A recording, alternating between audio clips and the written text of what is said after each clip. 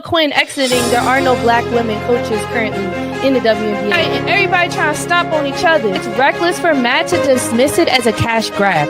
They're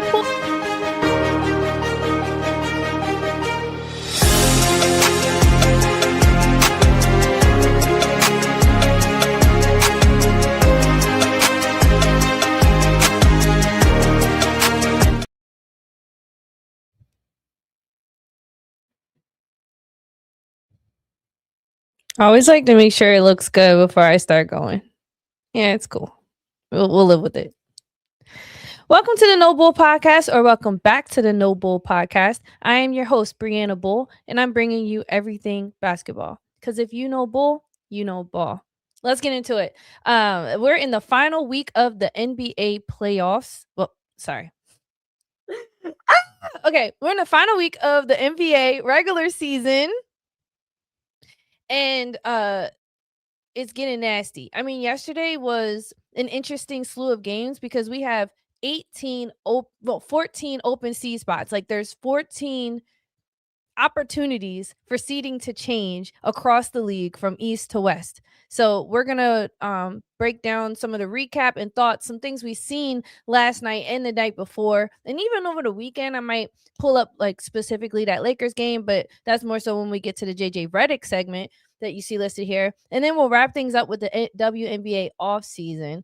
Literally the littest offseason they've had in a very long time, from the free agency to the expansion draft selections to the draft that's coming up here April 13th. There's still a lot of things up in the air. The preseason for WNBA starts April 25th. That's the first preseason game. And then the season kicks off in May. I think it's like May 8th.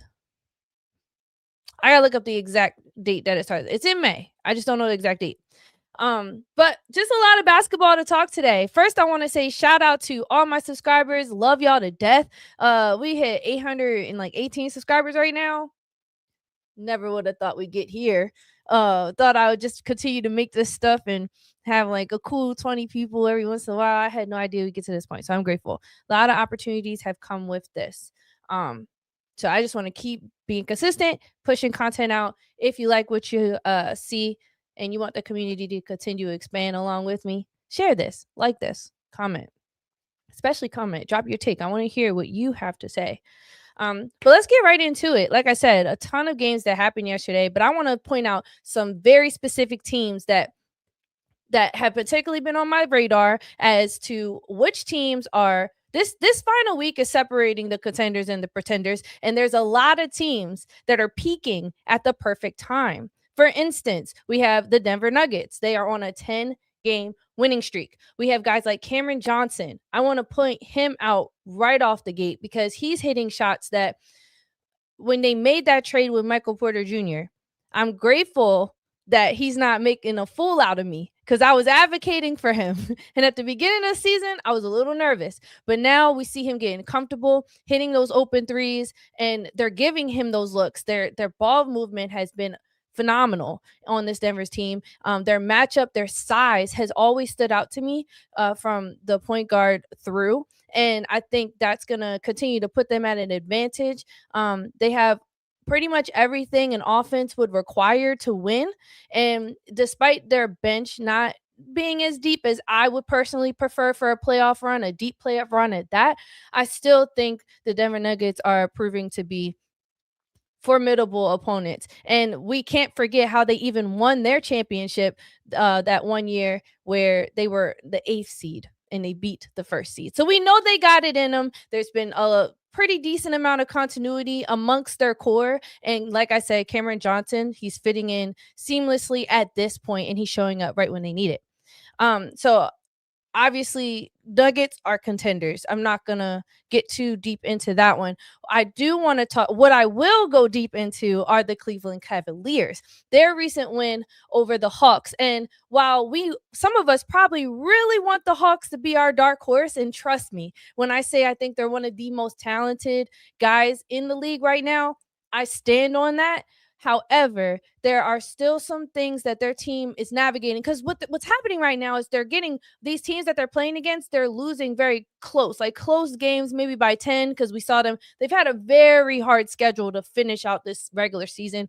For example, the Celtics, and then, they just had the Cavs. They're going against a lot of teams that will see in the Eastern Conference road to the finals. And so it's been super fun to watch them sustain like a close lead, but they've had to fight through all of that. It hasn't been too much where they've been up and then they lost the lead. It's more so they've been fighting the entire game to maybe take the lead and win. But what I love about the Hawks team, and then I'll go into the Cavaliers, because yeah, I'm gonna start with the Hawks, because I think the Cavs may have a higher chance to make it farther here. And even with the playoff picture, let me just check the playoff picture right now with the seeding. Yes, they would see each other in a couple weeks here. After that play-in tournament, we'll see them like towards the end of April versus each other, because right now, possibly, the Cavs sit 51-29 at the 4th seed, and the Hawks sit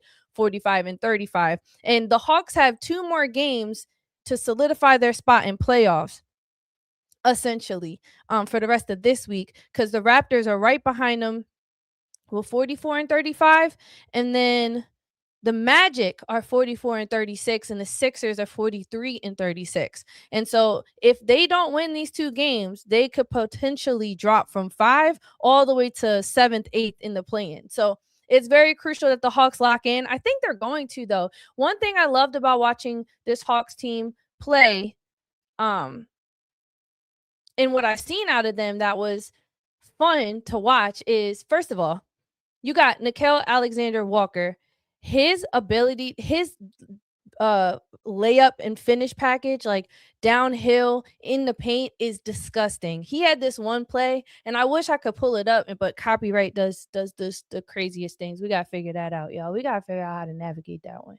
But he like did a behind the back, almost looked like he was going like right and finish left. It was nasty. And so I really want to point that out. And then Kuminga. One thing that I don't think I appreciate enough about Kuminga is his ability to be so strong down low. When he's going downhill, he can finish on a guard and he can finish on a big, and he's like fearless when he goes down in there. And that's another thing that I noticed about the Hawks. They are fearless. Every single guy has the capability to score. And when you add a CJ McCollum, who came from, we know he was on the Wizards for a second, but before that he was on the Pelicans. And the reason I want to bring that up is because coming from the Trailblazers to the Pelicans, we saw CJ McCollum enter into that point guard role that we didn't really get a chance to see him when he was paired up with Dame. So to see him step into this point guard role, and in my opinion, thrive. I think he did a phenomenal job on the Pelicans as a 1.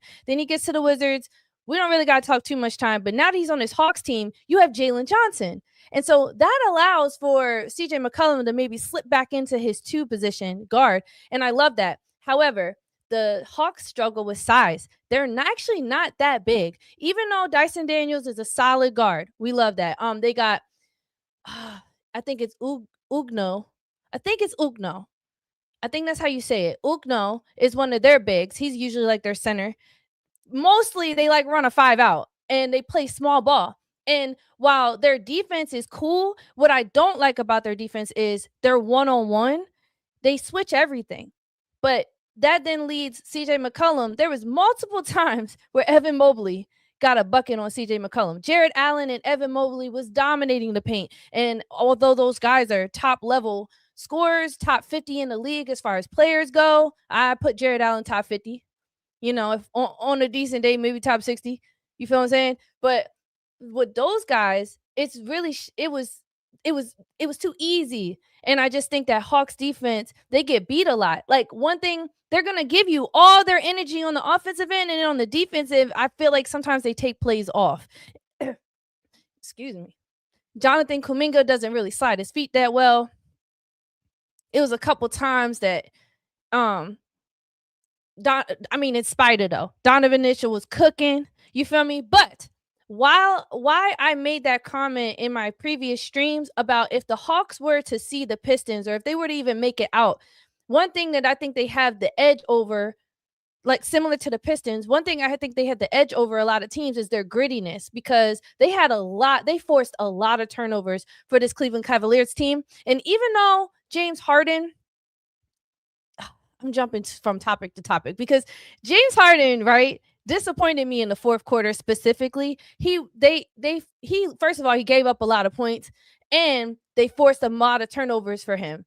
And for you to be a veteran, and you got people like me trying to advocate for you and give you some grace in how you show up in the fourth quarter and how you show up in the postseason, you're not helping us make a strong case for you, buddy. I said I had hope in you, but right now, as many turnovers that the Hawks were able to force, I'm giving a lot of the credit to the Hawks for sure. But James Harden, I'm watching you. Like, come on, bro. Like, what are you doing? Your fourth quarter was, I could not stand watching it. And so, but that just speaks a lot to the Hawks and why I think a lot of teams struggle against them, because they are very disruptive. Granted, I would love for them to work on their transition defense, because if you want to survive, the top teams in this league, the top teams are fast as crap and they're pushing the ball. And that's pretty much what is winning a lot of games nowadays. It's interesting to see how the game has evolved, because a lot of it you would think it would be size to start, and then you had a lot of shooting, and then you had big men's now shooting and extending, and now you just have big men's running the floor, getting rebounds, pushing it, and you have to have really good transition defense. But for the most part, I enjoyed watching the Hawks. They also themselves had a lot of turnovers, but they weren't forced. And so that's what mostly concerns me for the Hawks team, is that they were losing the ball because of their inexperience, I think, in playoffs, and just they're a very talented team. This isn't their year, but very talented. They're going to give the Cavs a run for their money if they do play them in the first round. But they're going to have to figure out a different defense against the Cavs, because the Cavs have that size over them. And Kenny Atkinson, while I don't trust his postseason, I still trust him to make it work with the players that he has when it comes to, once they catch a flow, the Cavs team, whether it's defensively or offensively, they're very scary. Very, very scary. What I would say is, if I was a coach for the Hawks, I would try my best to take Evan and Jarrett out the game and really just rely on and really just let it go. Free up, let Keon Ellis, Dennis, Sam Merrill, even though we don't want him to get hot. Then they got Max Strus. Oof. What the Hawks need to do is not do a switch defense. I don't like their switch everything defense at all. I would love to see them come up with something else, because it's not going to get it done. It's not going to get it done against the Cavs. As good as they can score, they would have to rely and exert so much energy on that they have the Cavs have too many assets that can get really hot out of nowhere. Like, I wouldn't be surprised if we see a 20-point Sam Merrill game. I would not be surprised if they were to in this series of them going against each other. So I would say, all in all, I really enjoyed watching this matchup. I think it's going to be one of the more fun matchups to watch come playoffs. Let me just look at pull this up. I want to look at the Hawks schedule for the rest of the time. They play the Cavs again tomorrow, and then they finish with the Heat. I can see them bouncing back against the Cavs and maybe taking this one, but it would really, really require their defense to adjust. And then as far as the Cavs concerned, I said everything I needed to say about what I see with them. I think they've been doing phenomenal, all things considered, but I still see a lot of cracks in their team, namely with their stars and even their rotation. I still think Kenny Atkinson may not be doing the best he can to make this rotation work. Namely, like, you give up a lot with Harden on defense, but he's going to be great offensively. Can they find that right balance of when to sub in Keon, when to put in Dennis, when to have Sam Merrill, when to rotate these guys? I think is going to be the key to the Cavs' success. Also, giving Evan Mobley and Jarrett Allen way more touches, and that's what they did.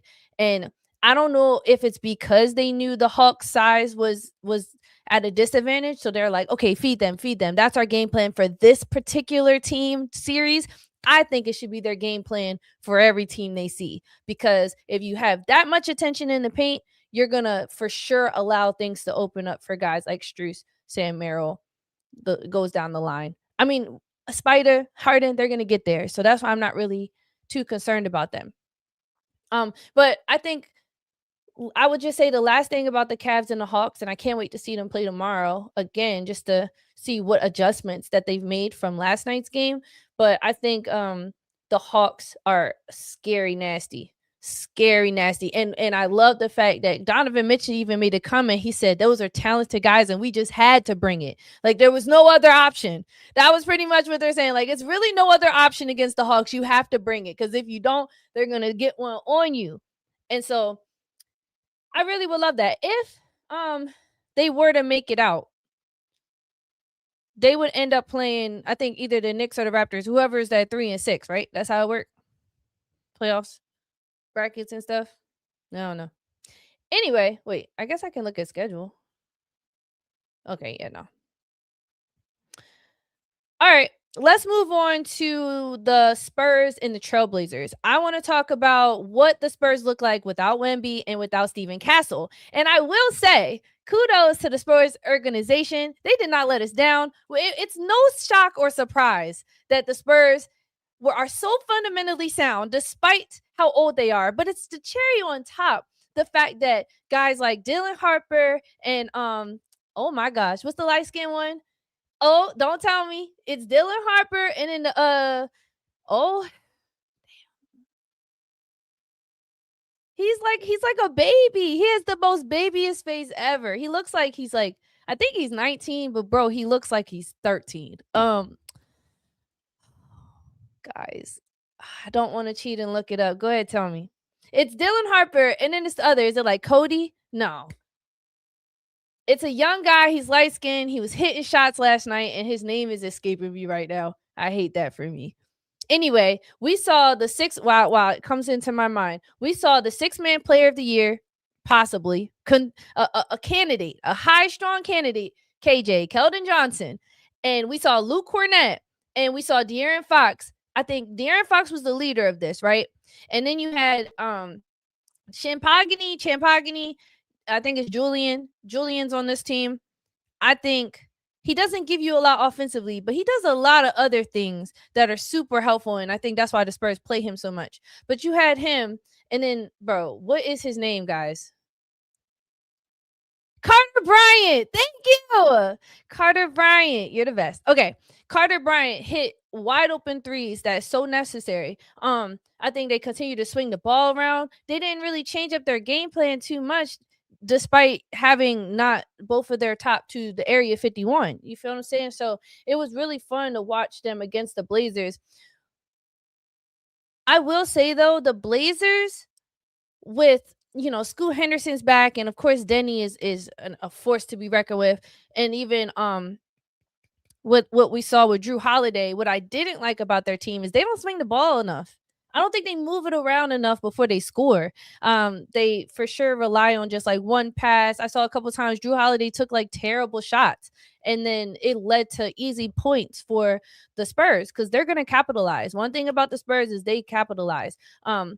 And so I didn't really like the Trailblazers offense all the way up until this point. We're at the end of the regular season. And I'm not sure if it's because they don't trust their guys as much as other teams might, as far as like going past the second or third option. And so that's one thing about the Blazers that I noticed. But they really let the third quarter go. And when it came to the fourth quarter, there's about 7 minutes left and they still had hope, but the Spurs they didn't miss a beat. They did not miss a beat. I'm trying to remember what other notes I had about that game. All right, playoff picture in the West, right? If right now the Blazers are 40-40 against, and then the Warriors at number 9, and the Warriors are 37-42 at number 10, and then the Suns are 44-36, and the Clippers are 41-39. In the West side, there's not too many teams up for grabs to change the seeding. In the lower, anything that's like 5 and below, they're not. It's kind of pretty much they're set in stone where they're gonna land. So this Blazers and Warriors team are gonna end up seeing each other. Steph is back. I definitely see the Warriors beating the Blazers. The Blazers are pretenders. I do not have any faith in them to make it any farther than the play-in. I definitely have them losing. Despite the Warriors and all of their struggles, their recent injury with Moses, I still believe that the Warriors are a better team than the Blazers. And then looking at the Suns and the Clippers, now keep in mind the Clippers did lose bad to OKC, but they were coming off a back-to-back. So I do want to put that out there into the environment. And that matters. And we're at the end of the season. They tired. You feel what I'm saying? But the Thunder, I don't really see anybody beating them, bro. Nobody. I don't even know how long Wemby's gonna be out for. That and then they wouldn't even see the Spurs until like maybe the end. So that means the Spurs would have to make it through. Like looking at the playoff picture, they would play whoever's coming out of that 7-8, which would be the Suns. I mean, whoever's coming out of the play-in. Wait, how does that work? Wait, hold on. Go, gotcha. No, never mind. It would be the Warriors and Trailblazers. So if the Warriors and Trailblazers, whoever wins that goes on to play whoever loses the 7 and 8. And then whoever wins that then goes on to play the Thunder. The Thunder can smoke the Blazers, Warriors, Suns, and Clippers with their eyes closed and half their bench gone. There's no way none of these teams can beat them. No way. I think the hardest matchup they might have that might shock us and surprise us, to be honest, is the Suns. Sounds a little crazy, but I just feel like those guys would give the Thunder the most run for their money out of those 4 teams.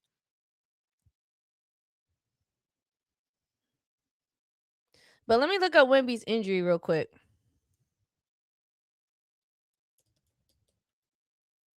Because that matters. Welcome to the chat. If you haven't already, make sure you drop a like, comment. I don't see too much activity in the chat. Let's get some of this conversation going. Right now, we're discussing the Contenders and the Pretenders. We're in the final week of the regular season, and it is Liddy Boppers.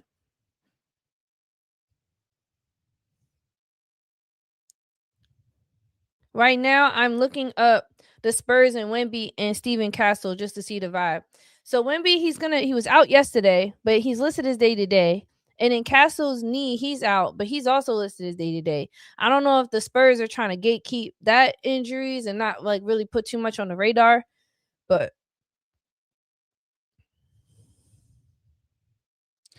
let me look at the rest of their schedule. And then we'll move on to, I talked about the Nuggets, the Cavs, the Blazers, the Hawks. We could talk about Orlando, and we could talk about the Celtics. We could talk about the Sixers. We could talk about everybody, to be honest. There's just some teams where I'm still questioning, like even the Knicks. As much as I love the Knick culture sometimes, and I like Jalen Brunson, I like their team minus Cat. I just feel like I don't know. I don't know if the Raptors are going to have what it takes to play the Knicks. If they do end up playing each other, that's going to be a close series. Right now, let me just look at the schedules from the rest of the thing. I'm all over the place today, but we vibing, right? We vibing. We're having a good time. Nothing like the present. So the Raptors play the Heat today, and the Sixers play the Rockets.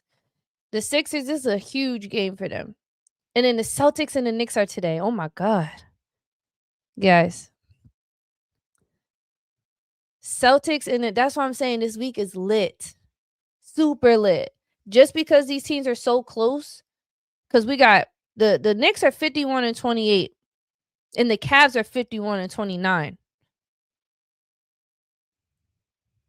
Say, for instance, the Knicks win, and then the Cavs lose. The Cavs can drop to third. The Cavs can stay 4th seed. I'm tripping. Knicks are still 3rd seed. But what if the Knicks were to lose and the Cavs were to win? Then the Cavs would go to 3rd seed, and the Knicks would move to that 4th seed and possibly play the Hawks. But if the Hawks were to win, and the Sixers were to win, and the Magic were to win, oh my gosh, this is too much, y'all. It's too much.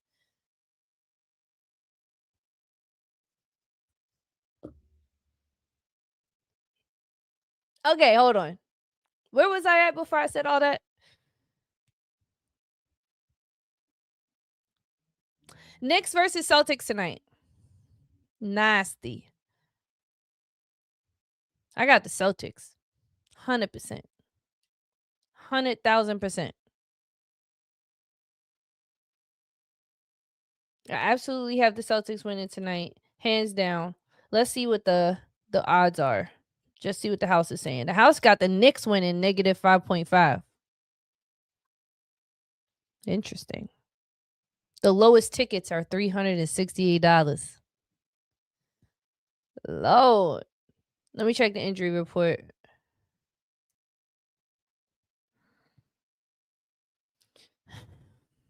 Nehemiah Kita is he's questionable with his toe, and Derek White is questionable with his knee. And then for the Knicks, nobody important is questionable. Now, Nehemiah, I would say, or I think it's like Nehemiah Keta, Nehemiah Keta, or Kita, Nehemiah. I think it's Nehemiah Keta, Nehemiah Kita. He's been cooking. I mean, doubles, boards, dunks, giving us everything we need out of a center. Cooking. And we know Derek White is just that consistent presence. I think he's their unsung hero. Not even Peyton Pritchard. Peyton Pritchard's just that guy. But Derek has always been that unsung hero for this team. He showed up in multiple positions, being that 3rd and 4th option, and just being okay with being that 3rd or 4th option. You see what I'm saying? Where I'm going with this? He's okay with, hey, you want me to be the 5th option? I'm going to still come out here and do what y'all need me to do. You need me to run a point? Sure. You need me to hit this 3? Okay. You need me to hold it down on the perimeter defense? Absolutely, I can do it. So I've always loved Derek White. What does it look like without them? I think Tatum and Jason are gonna be fine. I don't really see them missing too much a beat. Like, who they got coming off the bench to supplement for someone like a Derek White. I think they have like more of a big presence coming off the bench. But like, is Luke Garza? Is he a forward or is he a guard? Am I tripping?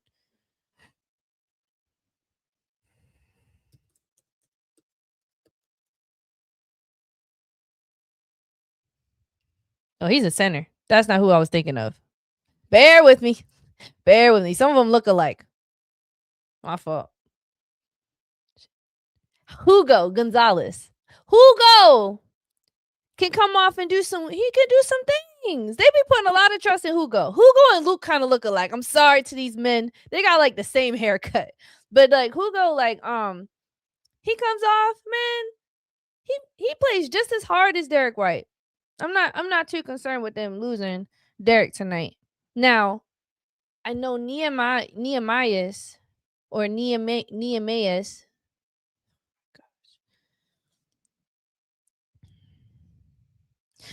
Guys, they literally have Delano Baton listed on Google, but it's a picture of Scotty Barnes instead. I gotta show you this.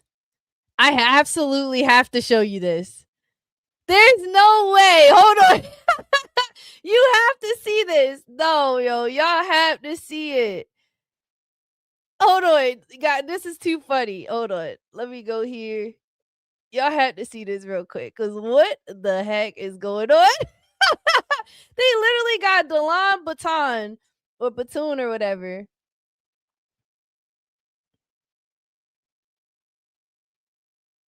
Look at this.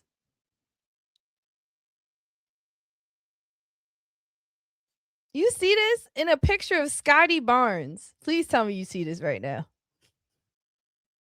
Delano Baton is like a light-skinned dude. He came from the Blazers. That is not him.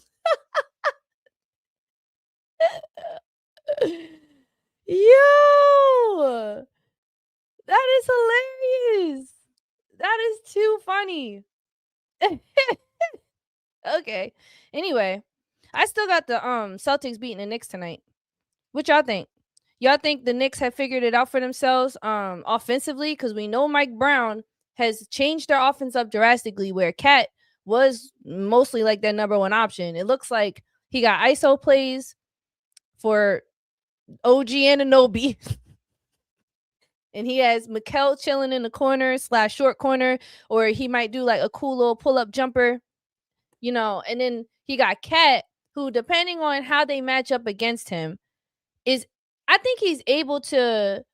It's putting him in an uncomfortable position because he doesn't look to score first. I've noticed with Karl-Anthony Towns in this new type of lineup that Mike Brown has, but specifically against their sizes, like for if Keta is out, I'm curious to see, are they gonna put a Luke Garza? Are they gonna put a Vucevic on Cat? You feel what I'm saying? I'm not really sure.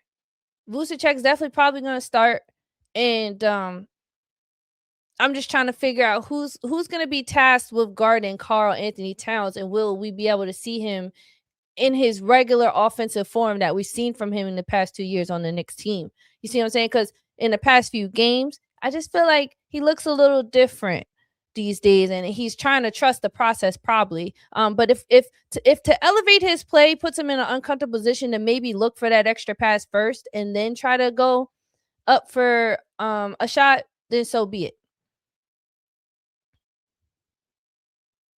Welcome, everybody. Welcome to the chat. I appreciate y'all. CT, Randy Mayo. I got Bruce from the Format Podcast.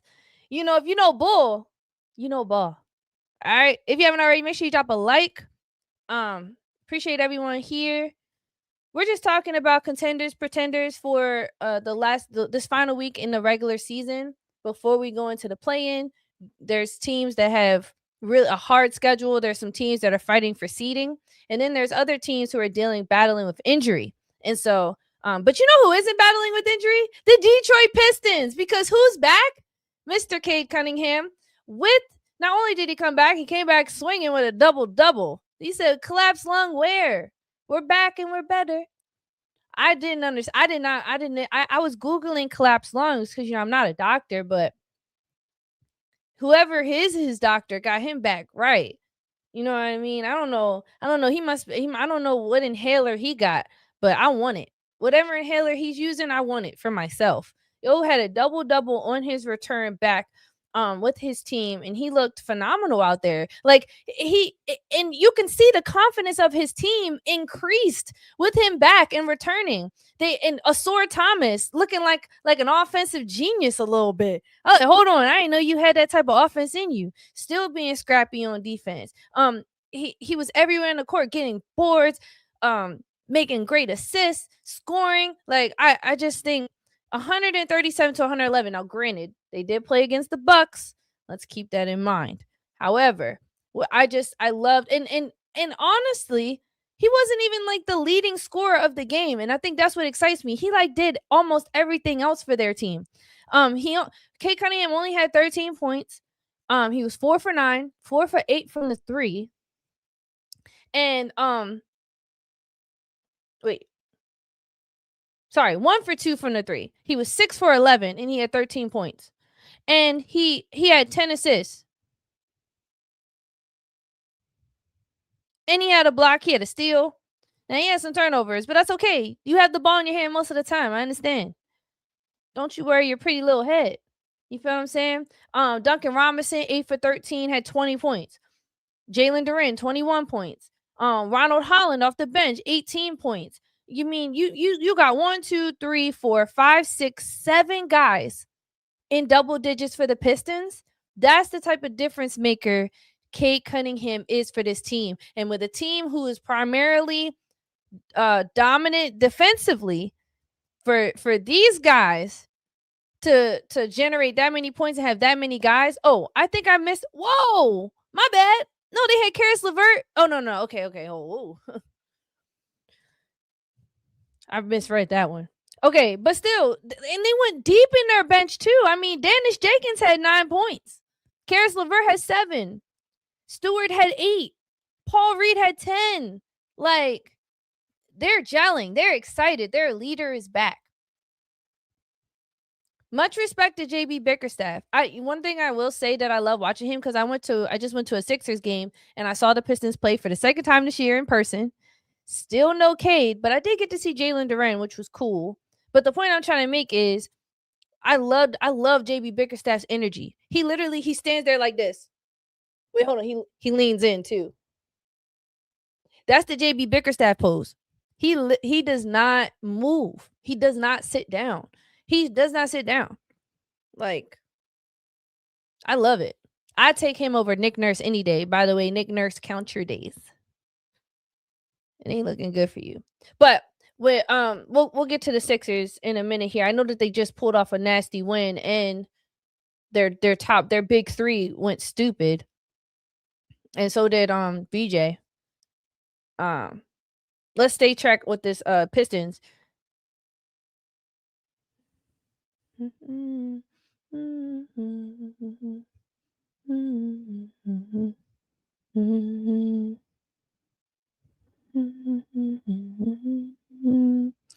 All right, the rest of the schedule. I just want to check the rest of their schedule.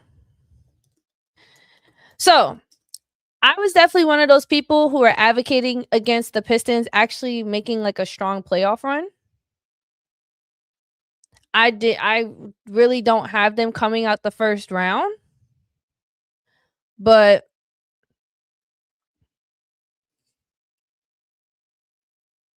them playing without Cade did surprise me a little bit. And it's their confidence. It's their confidence. And that's why I wanted to shout out JB Bickerstaff. They got confidence. They're like, so what, we struggle offensively. We're going to do everything else really, really well. So it really doesn't matter if we struggle offensively. And now that Cade's back, and it looks like they're still giving Dennis Jenkins some play. He earned it. He absolutely earned it. He held that spot down while Cade was gone. So the fact that they went so deep in their bench, I mean, it's giving OKC vibes. That's how deep they went. Like, giving Paul Reed more time, Isaiah Stewart. Like, I can see how that builds chemistry and confidence within not just their own play, but with each other. Because it's like, hey, I can pretty sure there's some teams, like maybe like a Lakers, to give an example, where a guy goes down and you're terrified about who the hell's gonna do and replace and make up for all that one guy did. I think that's JJ's problem. But JB Bickerstaff, he doesn't really have that issue, because if Jalen Duren's out, okay, Paul Reed, Isaiah Stewart, they're not a Jalen Duren, but they're gonna hold it down. You got Asor Thomas out, that's fine. You got Ronald Holland the third or the second, whatever he is. That's fine. Cade out, Janice Jenkins. You feel me? Janice Jenkins out. What's that? There's Duncan Robinson. Duncan Robinson's down. Oh, you got Kevin Huerter. And not just because they look alike that I named them that way, but that you get the point I'm trying to make. You see what I'm saying? Like, I'm starting to see it. Do I still think they're gonna make it out the first round? Let's see who they might end up playing. So whoever wins out of the 9 and 10, and then the loser out of the 7 and 8. That's who's going to go on to play the Pistons. So that's either going to be the Hornets, the Heat, or the Magic and the Sixers. The Pistons can cook all of them. 100%. 100%. I got the Pistons cooking all of them. Now, the Sixers might be the most formidable opponent against them in their most healthiest state. However, they don't do the little things, and that's what separate. They got smoked by the Pistons without Cade Cunningham, but they didn't have Joel. And when Joel's on the floor, it's a completely different game for them. Since the Sixers and Nick Nurse didn't want to necessarily develop the Sixers bench, but more so just use them until their stars came back, that's their problem, and why Nick Nurse should get out of there. You, all that time, the 25 games you didn't have Paul, the 100,000 games you didn't have Joel, the few games you didn't have Maxey, you should have spent it developing guys like Jabari Walker, Trendon Watford, Dominic Barlow, who I think had the most opportunity out of everyone to develop, putting more trust into Andre Drummond, letting him get more threes up. You see what I'm saying? Like, yes, he doesn't shoot threes in his entire career, but this season you do, bud. We need you to be more dynamic. That's what the top guys in the league right now are doing. So if Nick Nurse had the opportunity, now you have Cameron Payne, you got Quentin Grimes. Why are these guys not being developed more and given more opportunity to develop? You rely too heavily on your 4 options. And then after that, you're cooked, bro. Like, you're cooked. You have to give these guys more time, more play, more opportunity, some way, somehow. Nick Nurse is giving me Thibs vibes right now, and it's not gonna be sustainable. They don't do the little things. What's the Bona? Why aren't you now, Bona? Hold on, Bona. I would say for Bona, I can understand why you don't trust these guys. Like Trent Wofford, he doesn't do much. He doesn't move that much on offense, but that's the point I'm trying to make. Like, instead of developing your bench, Nick Nurse, you just said, all right, I'm going to use them as placeholders, and hopefully until we get our full system back, then, it is what it is. I want to know what was poured into the bench that was maybe not received, or should we really hold these coaches accountable for the Sixers bench? Because in the present state for the Sixers, they're going to have to rely on Paul George to score 40, Joel to score 28, Maxey to score 31, and VJ to score 22. That's what they need in order to win. It's going to be a sloppy win. It's going to be a win where they don't box out that well against the Pistons team who box. That's their whole game, is we're gonna out-box you, out-rebound you, we're gonna out-steal you, we're gonna disrupt you. And the Sixers are like, we're just gonna rely on our top 3-4 guys to score as many points as possible. And Kelly Oubre, like, I'm naming all these guys where I'm just like, I'm a little worried for the Sixers, because even when I've watched them play, they don't move the ball around that well. And that's what worries me too. Like, if Paul George gets it, he's gonna try to get a one-on-one bucket. Tyrese Maxey gets it. That's why, like, I'm biased towards Tyrese Maxey. I want to keep you in my top 5. But then when I'm on a fun debate, a fun debate with Mel, or the Full Panel Friday on Man Down Sports. Go subscribe. If I'm on a panel like that and we're talking about top 5 point guards, it's hard for me to argue for you, Maxey, when I don't even see you as a playmaker right now no more. That's how much of this system that Nick Nurse got them thinking, like, all right, y'all, we just need you 4 to score. Actually, I'm gonna say you 3, and then we're gonna like slide VJ in. He gets his on like hustle. He'll make a cool shot, but it's not because the team moves the ball around really well. Now, I do appreciate Joel Embiid. I've seen him take that humble stance of like, hey, I've seen him take that humble stance where he's like, I am not that guy no more. This is Tyrese Maxey's team. And so I've seen him maybe look to pass the ball just a little bit more, but not really. And so that with the Sixers, no matter what teams make it out to face the Pistons, they're all going to, in my opinion, get cooked. They don't have what it takes. And specifically the Sixers, they would be maybe that top contender out of the 4, even the Hornets. I might take them over the Hornets. That's a whole nother conversation. I don't know, actually. But yeah, I just, yeah. Sneed, what's going on? No, like, trust me. No. Trust me. It's tough. They're getting really good wins when they have Paul George, Joel, and Tyrese. Like, they're nasty. Trust me. I'm a Sixers fan. I should go get my Sixers hat. I spent $30 on it. I love the Sixers. Don't get me wrong. Well, playoff Sixers? I don't know. But Sneed, I wish you were here earlier, because I was talking about the Cavaliers, and I wish you would have, give me some feedback on what you think. That's a Cavs fan in here right there, guys. It's a Cavs fan right there. I agree. I think the Pistons are slaying everybody until Boston. And that's why I can't wait to see Boston go up against the Knicks. Right now, I don't know if you looked at it. They got the Knicks at a negative 5.5 spread to win tonight against the Celtics.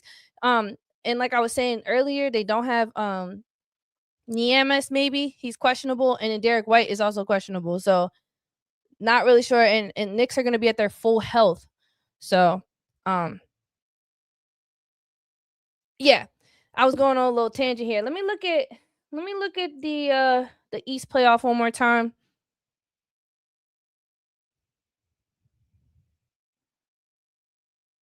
I think there's not a single team that can really beat the Celtics. And then if the Pistons were to come out that first round and they were to face the Cavs, for example, you got Pistons over Cavs.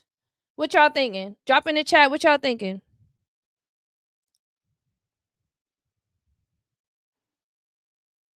Knicks are fraudsters, 100%. And I said that a little bit earlier too. The reason I feel like the Knicks are fraudsters are because why is it that you got ISO plays for OG Anunoby and you got Mikal Bridges chilling in the short corner, barely getting touches? I don't understand that. You feel what I'm saying? I'm not really understanding Mike Brown's offense right now. And then also they still don't have a bench, even though they got Jose Alvarado. Love Jose and what he brings to the game. Is it enough though? Not sure. Then you got Mitchell Robinson coming off. Depending on his energy, he's going to be very lackluster. If he's not getting offensive rebounds, that's where I'm like, why is he out there? That's where I struggle with Mitchell Robinson. If he does not get offensive boards, then I'm like, please take him out. And then like Jordan Clarkson, no, it's a no-go. You feel what I'm saying? Like, I'm not jacking it. I don't like it. So, C Money, welcome to the chat. C Money said Mikal is overrated. See, I get a lot of mixed things about Mikal because when he was on the Nets, he was cooking. He was that guy. It was his team. And I know that the Nets has changed up on who's leading their team time and time again, but Mikal was cooking on the Nets. So, I don't really think he's underrated. I think he's misused, and I think he kind of sold his basketball soul just to be on this Knicks team, and he's given up a lot of his quality of basketball play and his value just being on this team and the systems that he's agreed to be in, you know. And so they missed the mark on a lot of things. And also Jalen Brunson, you seeing his point average go down. I just want to know, I don't know what's going on. Maybe are they contenders or are they pretenders? I'm leaning towards pretenders for sure. For sure. I think with the Sixers, as much as I love them, I low-key think they're pretenders because they don't do the little things really well. They just don't. So I got them as pretenders, y'all. And then I have Pistons as contenders, Celtics as contenders.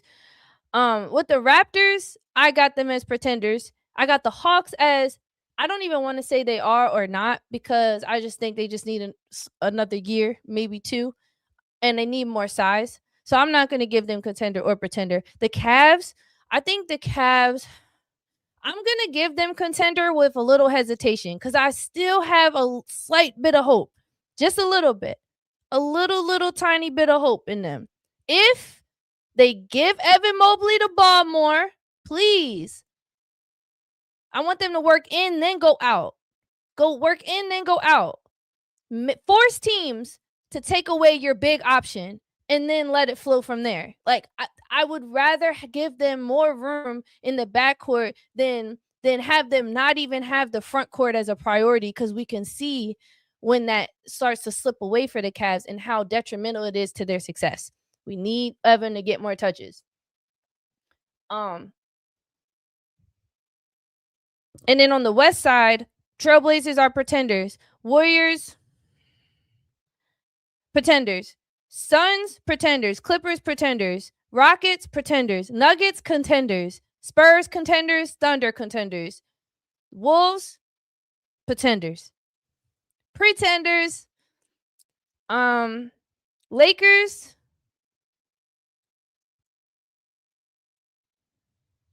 pretenders. We'll talk about, I'm going to move on to the JJ Redick series because we about 49 minutes in on this first segment, but it's been such a fun week of basketball, and it's the final regular season push. So I'm just going to look at the schedules coming up. Let's see.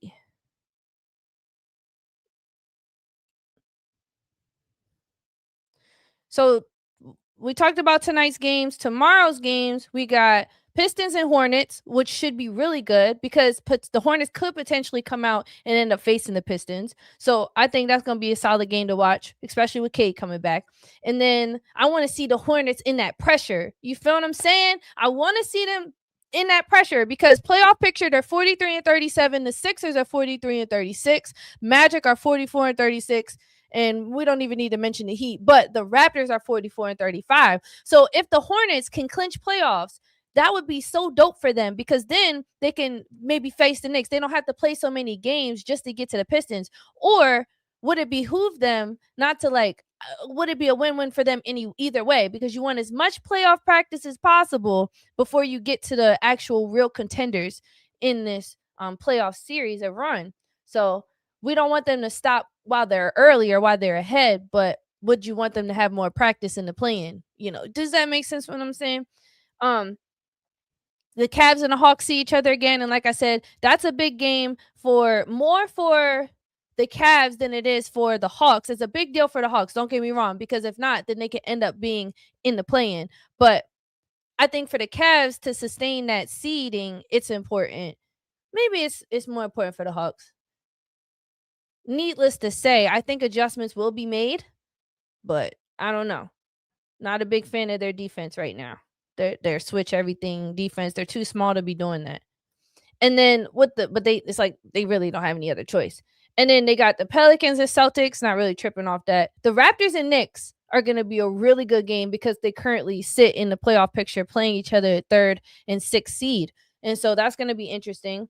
Magic and the Bulls, just to see how the Magic are looking as the season comes to an end. We've been very disappointed in Paolo in the whole mess of it all. And we know the Bulls to be a wild card team where they could be on missions to knock some teams off balance as we wrap up here. And then Mavericks and Spurs. Who knows the status on Wemby and Steven Castle? I can't imagine they're going to sacrifice. I don't know. If Wemby wants to win his MVP honors or at least continue to stay in contention for it, he's going to have to play. Like, he's already missed every single game he could possibly miss when he missed last night. So he has to play tomorrow. And then it's going to be Thunder and Nuggets. Yikes. Wait, hold on. I know the Thunder, the Nuggets are on a 10-game win streak. Let me see the standings real quick. Because the OKC's on a 7-game win streak.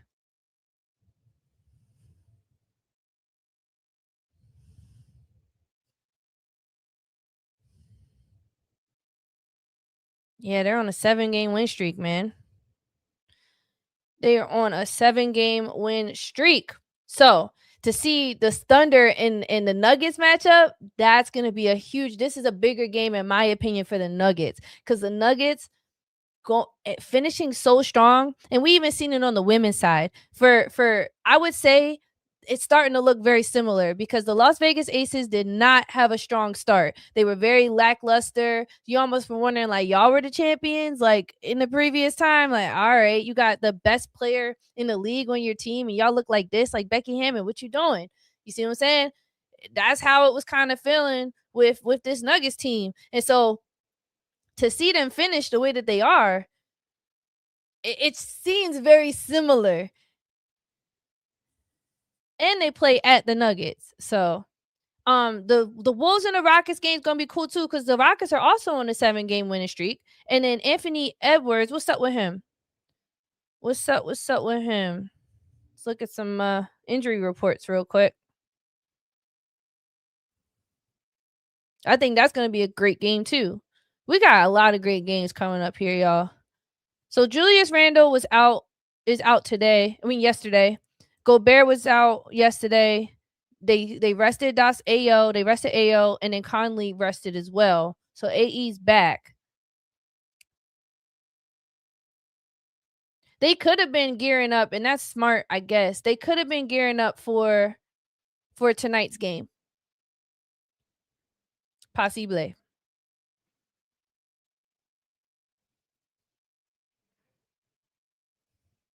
For tomorrow's game. Sorry.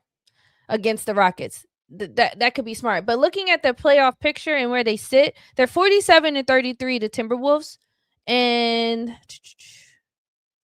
there's no other team that's like really near them. That's what I'm saying. The only thing with this Lakers and Rockets is the Lakers, they're both 50 and 29. So depending no matter if they win or they lose, the Nuggets are still 2 games up on them, right? So I don't really see whether I don't think it's about winning or losing for the seed potential. It's literally, is your team ready for the playoffs? That's what these games in the West are looking like. How ready are y'all for the playoffs? Are y'all contenders or are you pretenders? For Sunday, we don't have any game Saturday, but Sunday we're going to see Magic in Boston. The Atlanta and Miami game sticks out to me. The Knicks and the Hornets stick out. Denver and the Spurs. Damn. I see what they did there. I see what y'all did there. That's fire. Fire. And then they got Golden State and LA Clippers. Nasty. I love it. Y'all peeped how they got the Lakers and the Jazz on the last game? Is it me or am I being a conspiracy theorist right now? Okay. I'll leave it alone. We're not even going to go into there. Let's move on to the next segment. I can't wait to watch and come back here and talk some more about these teams, see what happens tonight and what's going to happen for the rest of the week and the rest of this final NBA season. How they going to end 2026? You know what I'm saying? All right. So let's move on to the JJ Redick of it all. Now, we know earlier in the season, we saw a little tension, first of all, in the Lakers organization as a whole. And then anytime the front office is in some drama, I always look out to see how that spills over in the culture in the team overall and just where their head is at in regards to the respect that they have for not only their front office, but the coach. And I'm talking about they as in the team and the players, right? And so as we've gone on, we saw JJ Redick, and I think his ability to coach at this level has always been a question.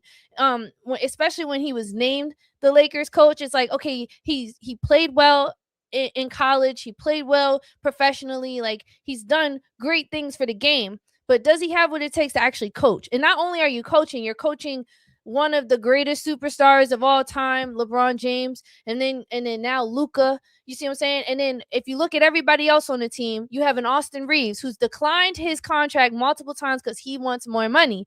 And then you're navigating a DeAndre Ayton who was very troublesome for this for the Trailblazers. Like that relationship soured him coming out and going to this Lakers team. And then you have you lost Gabe Vincent. You're cycling out multiple point guards that, like, I personally think any point guard that goes like dies in the Lakers. Like, you just don't go to the Lakers if you want to continue on with a great point guard career.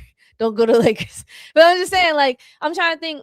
And then you got a Jared Vanderbilt who was supposed to have like I think they hyped him up, or he was supposed to do really well, and he ended up falling flat. And then you got a Jackson Hayes, yeah. And so you just look at who's coming in and out with this JJ Redick team in these past few years. And then with the relationships we've seen and the comments that have been made on and then immediately post game, whether it's from the players or it's from JJ himself, has been very troublesome and interesting, to say the least. So we know earlier in the season about Luka and him getting into it, and JJ brushed it off. JJ was just like, yeah, I didn't even think too much of it. Me and Luka have a great relationship. Right.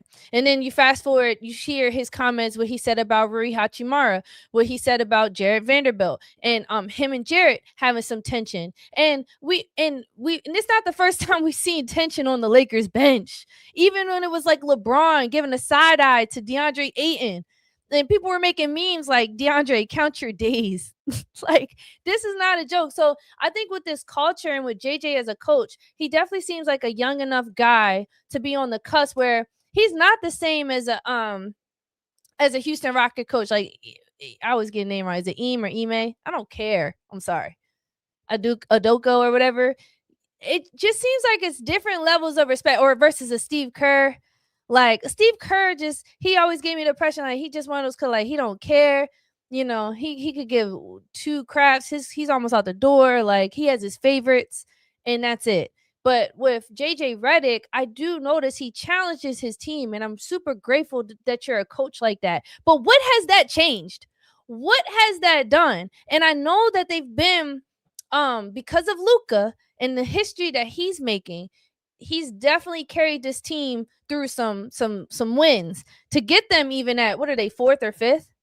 They're fourth in the league with the Rockets right behind them. But that to me doesn't even say a lot with the Rockets being right. And the Rockets have been fighting towards the end of the season as well. And the Lakers have been on a downward trajectory. So I just feel like without Luka, I think JJ Redick and his coaching abilities would be way more in question. And so when he has these comments about his team, I love that. I love how he has that awareness and he can point out what's going on. But do you have what it takes to change what is going on? Because something with these players, despite being fourth, despite having a high seed in one of the best conferences compared to the other one in the league, why is their attitudes and the culture seem so lackluster and like tension? And does that make sense what I'm saying? Let me check the comments. Something's not clicking, and I want to start looking at JJ Redick, especially considering the pattern I'm seeing between his players, because it's really odd for me for them to have that tension and then they'd be like, oh, it's not a big deal, like it's cool, we got a great relationship. I'm not denying that, and I know how men are. I know men, y'all deal with things way differently than a woman does. I find myself studying men's behaviors because I'm mostly have male friends, and so because of the things I'm into, so I am around that. I study y'all a little more. I see y'all in different lights, and I understand the culture of a man just sweeping things under the rug. But there's something bigger. Like they might think JJ cool, but I don't think they respect JJ. And that's the point I'm trying to make, because why aren't things getting better? Like, why aren't things changing within these guys' performances? If JJ's been saying the same thing over and over with a guy like Rui Hachimura, who we've seen him show up for them, whether he came off the bench, whether he started, why is it that it's still the same issues that aren't being corrected?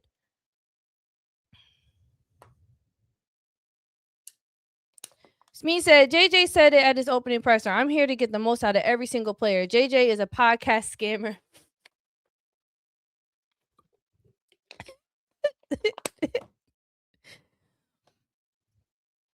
Now, mind you, I'm glad you brought this up. JJ's been coaching for over 700 days, players coming and going. Who has JJ made better?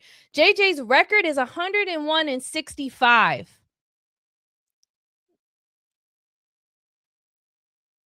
101 and 65.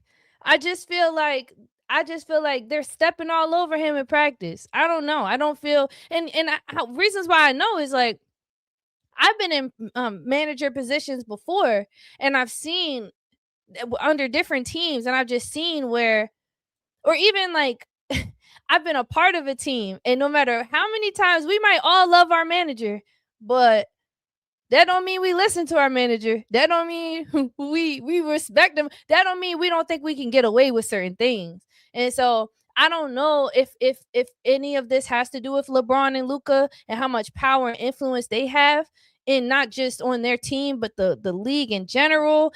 I don't know how much of a hooks the front office or the owners of the Lakers have on JJ, but I can imagine JJ he seems like they want a coach in that position that isn't going to talk back. And JJ might hold his players accountable, but I think it's all bark and no bite. Whereas though an Ime or Eam, like he kind of scares me as a coach. You feel what I'm saying? Like he kind of scares me. Like if he say something, they going to listen.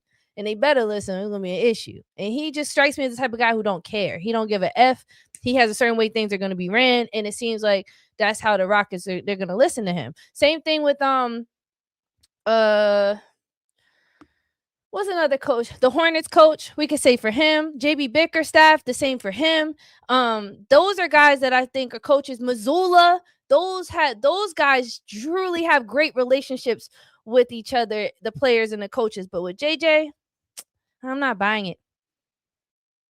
So JJ at odds with his team again. Is Redick built for this level of coaching? I'm going to lean towards no. Love to hear your chats. Love to hear what you had to say in the chat. Smee said, what was Darvin Ham's record?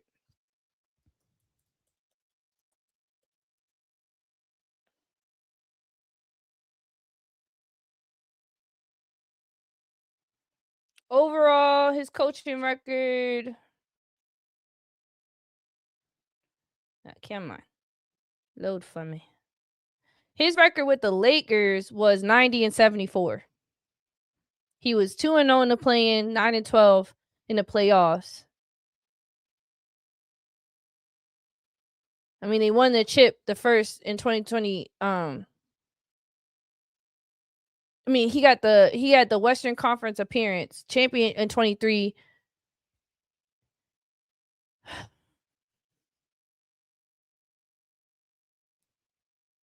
Mm. I'm not digging JJ, and I don't know, and like I would even take a Jason Kidd over a JJ Redick, and Jason Kidd kind of seems to be almost the same way, but with Jason Kidd, I think he's had so many injuries and so many decisions that have been made, and I think sometimes that's what Mark Cuban was saying. I mean, I'm not gonna take everything what Mark Cuban was saying to heart and think that JJ's lying and Jason's lying and vice versa. But I do put him and JJ in almost the same category of coaching, where it's like these are coaches that are in these positions not necessarily because they think he's gonna make them that type of coach will take them to the win. I think they're there just because they're there. I don't know how to explain it. Um, I have friends that are from New York. It's crazy how some of my friends are from New York and they be saying that all the time. Like, I'm not jacking it. I'm not jacking it. So I literally, it's just too funny when I listen to them talk. But the East is low key wide open for the taking. If it were a betting man, which I'm not, I put money on the Celtics. Oh, my bad. That was a conversation. But yeah, JJ Redick, what are your thoughts? What are your thoughts on JJ? And also, now that we're on the topic, we could keep talking about this Lakers team. I know that the Mavericks recently beat the Lakers 134 to 128. And Cooper Flag, I pledge allegiance to the Flag, had 45 freaking points, bro. Come on.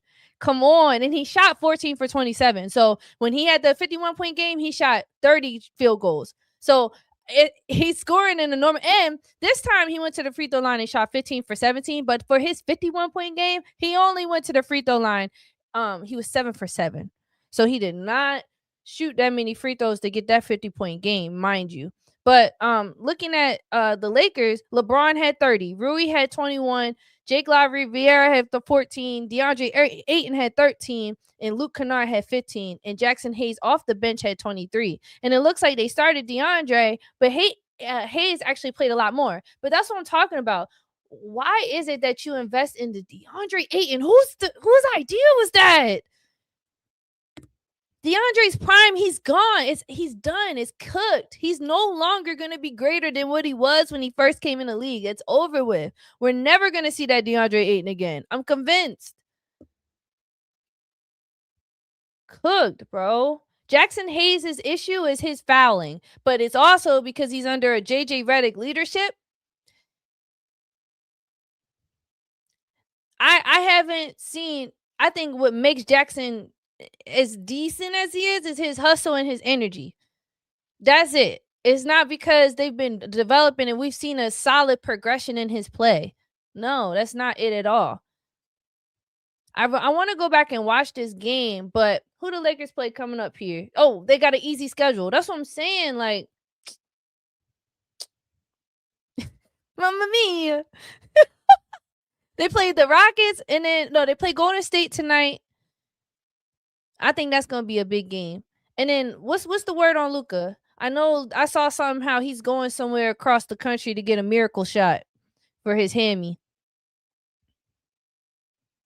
What's going on with that? Here's the injury report.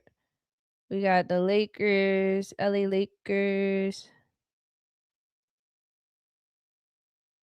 Am I tripping?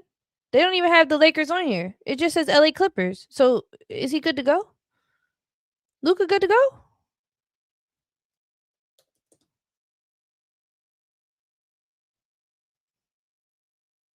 No, it says 19 hours ago.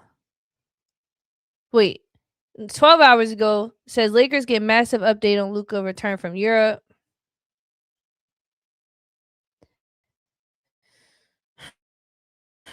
And Andrews reported on the NBA today. I was in crypto.com arena last night, and I'm hearing Luka could be back around the team as early as next week. He's currently in Madrid seeking alternative treatment. Redick said, I'm not going to share how long he's going to be over there, but I think he's in good spirits. Shut up, JJ. You starting to piss me off like Ty Lue. I literally cannot stand Tyrone Lue. You're getting up there. I think he's in my conversations with him. He's motivated to do everything possible. I know for him, it's hard for him not to be on the basketball court, and that's his happy place. JJ, shut the hell up.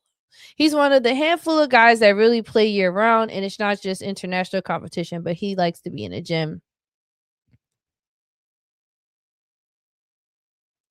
And then he says, he told via ESPN, he said, you obviously have to tackle the situation in front of you, that we have a unique situation in front of us. We've got to prepare our team, our group that we're going to have available to play in the playoff series. We have how we approach next week leading into game one. It's finding who's going to be able to play in the playoffs for us. The seeding part probably went out the window after the OKC game. So, AKA, we're going to find people who's able to play in the playoffs for us, AKA, what do you mean find people? You shouldn't have to go finding anybody. They should already be there ready to go. Why aren't they ready to go, JJ? We got to find people. What you mean? You go sign some 10-day contracts? What do you mean find people? Your team is right here. If I was JJ, yo, you know what? Oh my gosh. We're going to have to find people. JJ, come and find me. I'll play. You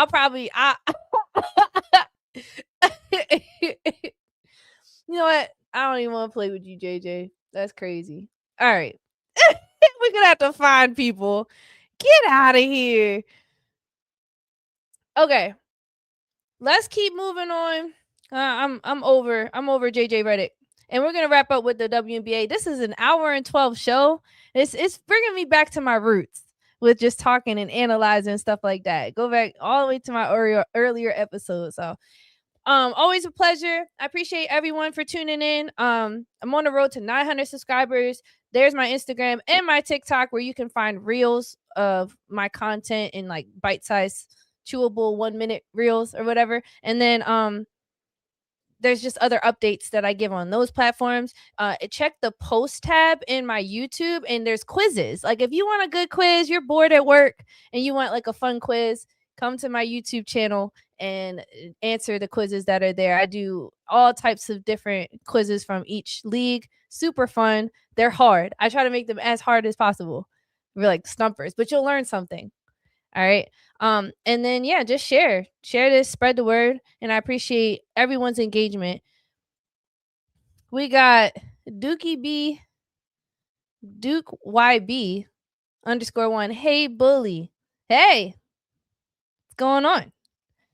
All right, let's move to our final segment, which is the WNBA offseason.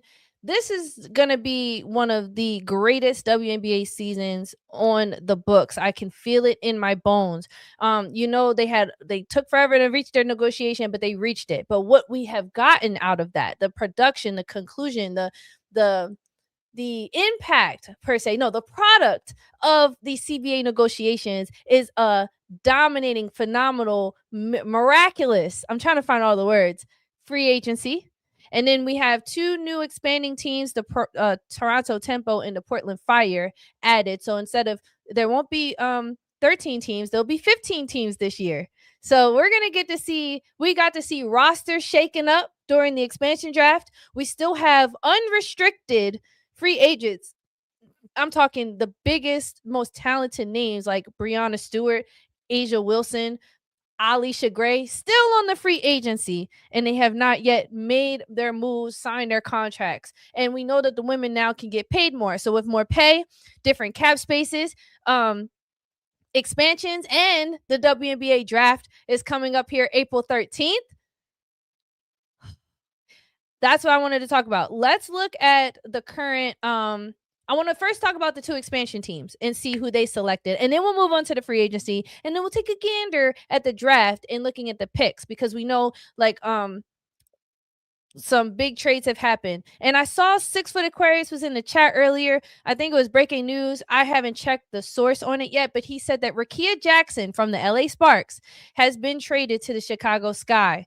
And so I have not seen that yet. I haven't done my research. I was doing the show. And if that's the case, I'm freaking out on the inside because for one, I hate that for Rickea. Like I love the LA Sparks and you know, it actually makes sense because I know Ariel Atkins, one of the best guards on the Chicago Sky team, wanted out of her contract. And, you know, they got rid of Angel. So they needed a scoring guard. And that's what you're getting with Rickea Jackson. And with Rickea Jackson on the Sparks, and I'm getting ahead of myself because I didn't fact check that yet. But with Rickea Jackson on the Sparks, you could tell she wanted to be the number one option. And you could tell she could very well be, but with Kelsey Plum on the roster, and then you got De'Erica Amby, you got I wouldn't say that they were better than Rickea. I think Rickea was their best scorer. They just have alongside Kelsey Plum.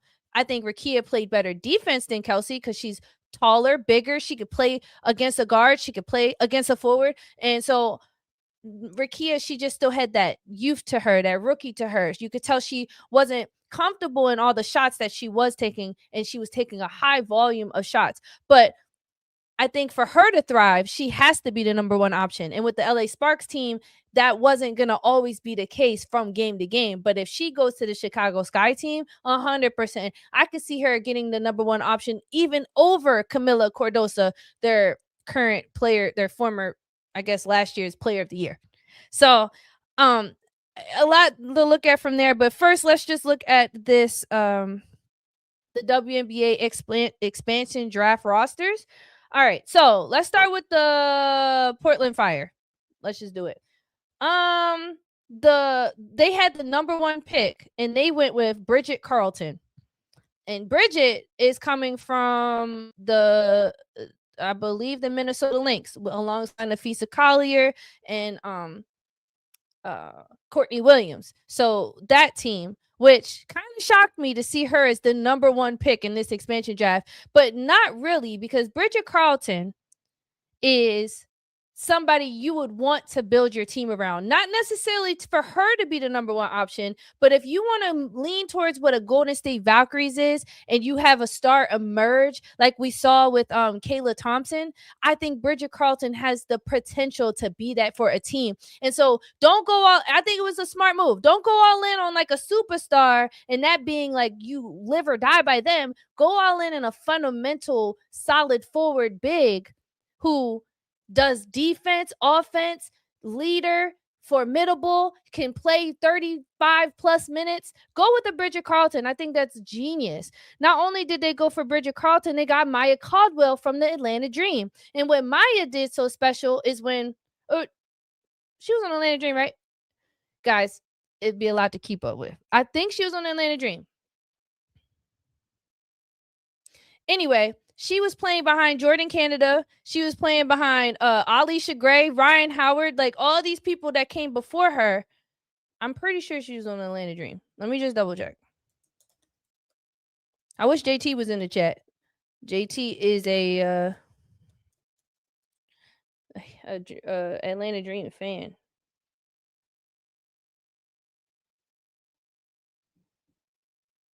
She played for Georgia.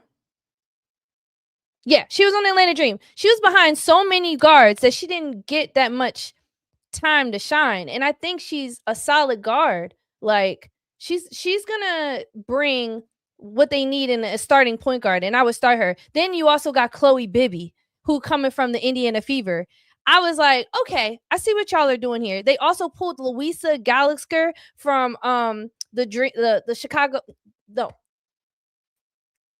the Dallas Wings. They pulled Louisa, and Louisa is another one of those bigs that's just gonna run up and down the court, protect the rim. She's gonna do amazing pick and rolls. I mean, I'm liking it. They pulled Haley Jones, another sleeper forward guard.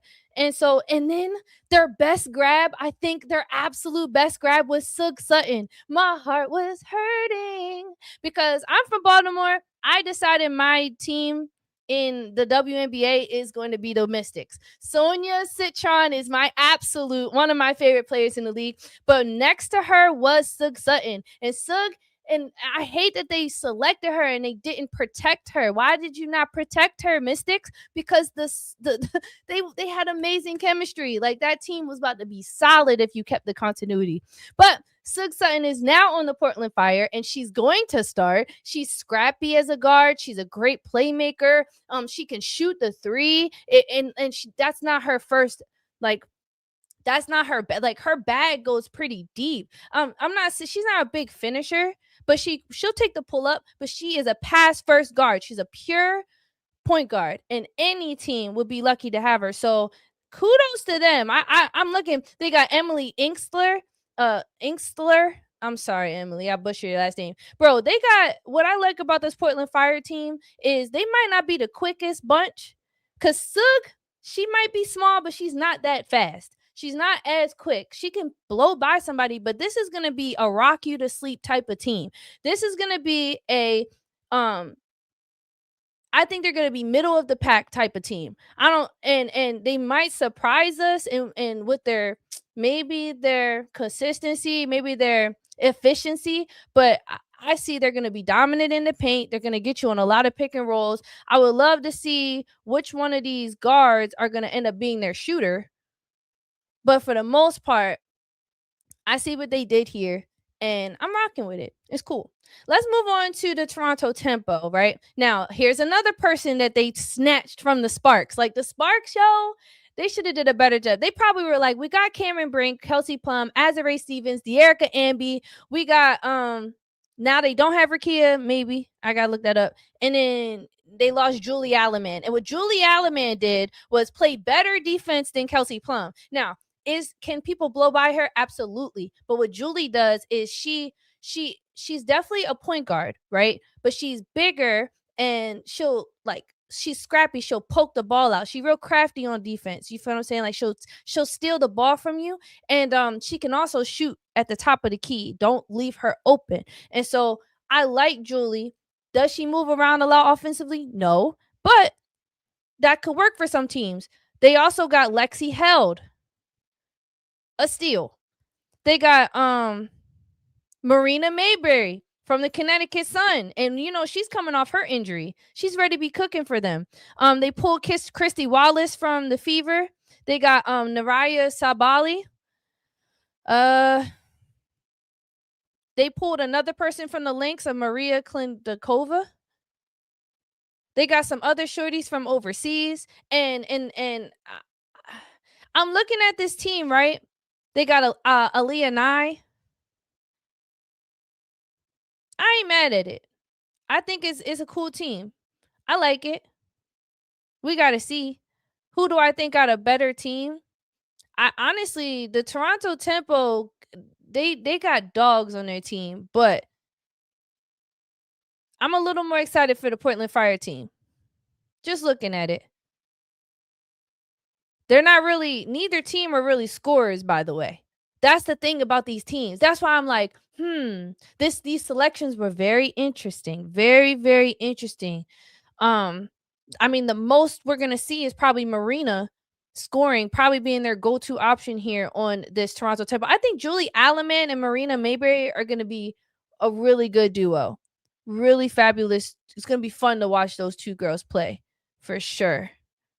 And then Lexi Held, I think that's going to be a nasty triple. But we're going to see. They might got some forwards. Since they drafted forwards from the Minnesota Lynx team, that's actually kind of smart. It's because we know that Minnesota Lynx is fundamentally sound. And so I think anybody you pull from their team is going to be a part of, first of all, winning culture. And you're going to get the fundamentals that you need in place when you have other women to score for you. So nice little on the expansion. Let's move on real quick to this free agency. And let me move to the transactions. That's what we're going to do. Let's look at the latest transactions. Kirsten Bell, she signed a training camp contract with the Las Vegas Aces. And if you remember Kirsten Bell, she became a starter for them. And she's like that. she's kind of big. She's bigger, but she played mostly like a point guard for them. Not necessarily a same point guard or capacity as Chelsea Gray, but she definitely was on the wing and was able to knock down that three for them in crucial situations. Um, Looks like she's signed. And then we got Diamond Miller was traded from the Dallas Wings to the Connecticut Sun, which is tough. And mind you, if you don't know already, the Connecticut Sun have sold their team and they will be the Houston Comets come next year. So this is the final year for Connecticut fans to get out and watch some Connecticut Sun basketball because they're going bye-bye. Which is pretty full circle because we know the Houston Comets was one of the best teams in the league to start out. They drafted the first player ever. They had Tina Thompson, and then Cynthia Cooper was the first ever MVP back to back, and they won 2 chips back to back. So to see the Houston Comets full circle get a team is so tough because they pretty much started it all. And now it's like, you know what I mean? That's tough. Looks like Lee Yarou signed a training camp contract with the Dallas Wings, and I love that because Lee is one of those bigs that you want to have on your team. She reminds no, I'm not gonna compare her to a guy. So, but Lee Yarou and Paige Becker's combo, pretty solid. It's not like Lee's out there scoring a whole bunch of points for you, but she holds her own on defense and she's gonna run the play very well, and she's gonna create more options for their guards because what I've noticed is the Dallas are rebuilding a really young team, and she's a quick learner, a quick study, and I even saw her get buckets against Brittany Griner. Y'all know how I feel about Brittany. She's cooking Brittany. Grace Berger signed with the Dallas Wings. Okay, Sika Cone re-signed with she signed a training camp contract with the Atlanta Dream. I'm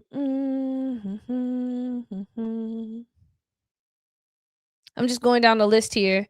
The Aces offered a restricted qualifying offer to Nalissa Smith. Same thing for Kirsten. The New York Liberty extended a core qualifying offer to Sabrina Ionescu. And let me explain to you what's the difference between core versus restricted. Make sure I explain that well. You're like, well, what's the difference? So the core designation acts more like a franchise tag, which allows teams to exclusively retain a top veteran, often ensuring a 1-year guaranteed supermax, very similar to what Indiana Fever is going to do with Kelsey Mitchell. So it's like, hey, you sign with us for 1 more year. You're in veteran status. We're going to give you the supermax contract that we can get. And right now in 2026, the supermax for the WNBA is between like around $1.4 to $1.5 million. Conversely, the restricted free agents have 4 years of experience and can negotiate with other teams, but the original team has the right to match any offer. So if you have, you have 4 years experience in the league, that means you're not veteran status. But you have more options. You can't get a supermax deal, but you can negotiate with other teams. And the whole purpose of the core designation is to get that exclusive control. But it also limits how a player can be cored like within the team. And so it's pretty much giving those teams the right of the first refusal. Which I think in Kelsey Mitchell's term, and I've said this repeatedly about the Indiana Fever, I hate the fact that they still have this over her. And I just want better for Kelsey Mitchell. And her Indiana Fever fans, if you're listening right now, you don't appreciate Kelsey Mitchell like you should. Stephanie White, if you're listening, y'all do not appreciate this woman like y'all should. And I really wish she'd get up out of there. And don't tell me, oh, we were chanting MVP for her. I don't want to hear it. The only reason you're chanting MVP for her is because Caitlin wasn't there. And don't tell me that the system is not built around Caitlin, because it is. And how do I know? Because as soon as she went down, they tried to plug Kelsey into the same spot, and it did not work. It wasn't until she scored 30-plus points over and over again and brought them through wins where they're like, you know what? Let's bring Ariel McDonald out here and maybe make some adjustments and we could build this like system adjustment around Kelsey. We'll do that for right now. But when Caitlin comes back, That's definitely how y'all was ready to act. Let me check the chat. I'm sorry, y'all. Y'all going crazy in the chat, and I've been neglecting y'all because I've been staring at the lineups. Okay, let's see. We got some. Oh, we got Kelsey Bailout in the chat. W Games playing with all the gatekeeping. Glad you're here, man. Oh, I see a Sparks fan in the chat. I love knowing what fans y'all like, what kind of teams y'all rooting for. So when the conversations come up, you come to my mind, and I'm like, what do you think about that? Appreciate y'all, everyone in the chat. We got the sports, YH with sports entertainment in the chat. So many free agents. Let me hear what you got to say, because you the Kelsey stan. Kel's biggest haters got a Fever jersey and they still hating. I get on them every day. I'm glad you hold them accountable. Hold them accountable for their nonsense they have with Kelsey. Okay. So let me just keep looking at the transactions. The Seattle Storm offered McKenzie and Zaya Cook. I think Zaya Cook is going to have, hopefully, if she plays more, somewhat of a better year. Oh, Golden State Valkyrie extended a restricted qualifying offer to Veronica Burton, which I think Veronica's going to take it. Let me look. So far, I don't see Caitlin Chen got the extended offer. Ezzy Magbergo got an extended core qualifying offer, and that says a lot because we know the Seattle Storm still have Dominique Malonga, who in the Unrivaled was dunking. She was on Paige Becker's team. They were cooking. Dominique Malonga, they have Nneka Ugamake, and they got Ezzy. And I feel like Ezzy is sometimes I saw they would utilize Ezzy more than they would utilize Dominique. You know, Dominique's just really young. She got a lot of potential, but Ezzy was definitely is more of a presence for them that's veteran. So the fact that they extended a core qualifying offer her shows me that they're going to continue to invest in her, and I love that. Mystics extended a qualifying offer to Shakira Austin, not surprised, and they extended a reserved qualifying offer to Madison Scott. And now that they lost Sug Sutton, I know they're building. This team is about to be Sonia Citron's team. This is Sonia's team. You feel what I'm saying? And possibly what's the other big? She's on the Mystics and she's a big. She was also in the Rookie of the Year talks.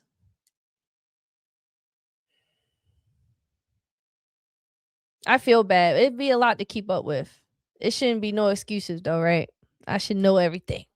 I should know this. I'm looking at their roster right now. As soon as I see it, I'll be mad. Kiki Irfan. Kiki Irfan and Sonia Citron. I think Sonia is better than Kiki.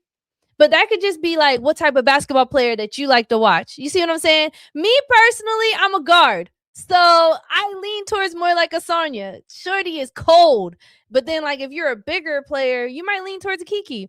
Not saying one is better than the other, but I do think Sonya has a lot more potential to make. Now, so does Kiki, though. They're nasty. It's going to be nasty all the way around. That's why I'm sad to see Sug gone. But it looks like if they gave.